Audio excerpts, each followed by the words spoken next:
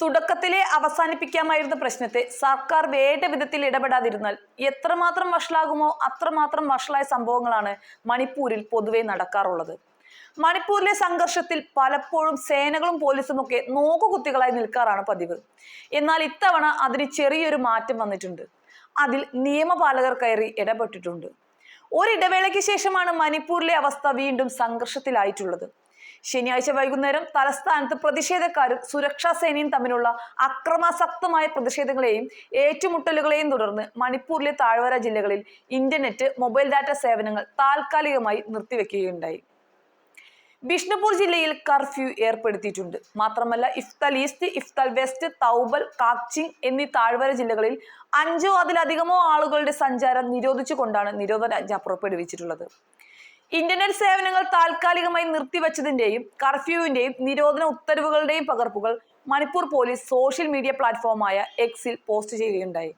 മണിപ്പൂർ സംസ്ഥാനത്തെ പ്രത്യേകിച്ച് Imphal west, Imphal east, Thoubal, കാക്ചിങ്, Bishnupur ജില്ലകളിലെ നിലവിലുള്ള ക്രമസമാധാന സ്ഥിതി കണക്കിലെടുത്തുകൊണ്ട് ചില സാമൂഹിക വിരുദ്ധർ സോഷ്യൽ മീഡിയയെ വ്യാപകമായി ചിത്രങ്ങൾ, വിദ്വേഷ പ്രസംഗങ്ങൾ, വിദ്വേഷ വീഡിയോ സന്ദേശങ്ങൾ എന്നിവ പ്രചരിപ്പിക്കാൻ ഉപയോഗിച്ചേക്കാമെന്നും ഇത് മണിപ്പൂർ സംസ്ഥാനത്തെ ക്രമസമാധാന നിലയെ ഗുരുതരമായി ബാധിക്കുമെന്നും ആശങ്കയുണ്ട് എന്നാണ് മണിപ്പൂർ കമ്മീഷണറും ആഭ്യന്തര സെക്രട്ടറിയും പുറപ്പെടുവിച്ച ഉത്തരവിൽ പറയുന്നത്.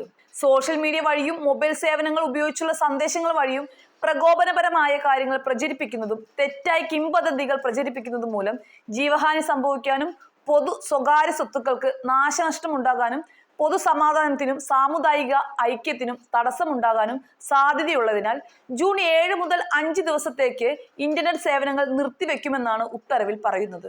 മെയ്തേയ് തീവ്ര സംഘടനയായ ആരംഭായ് തെങ്കോലിന്റെ നേതാവ് കനാൻ സിംഗിനെ അറസ്റ്റ് ചെയ്തതിനെ തുടർന്നാണ് സംഘർഷം പൊട്ടിപ്പുറപ്പെട്ടത്.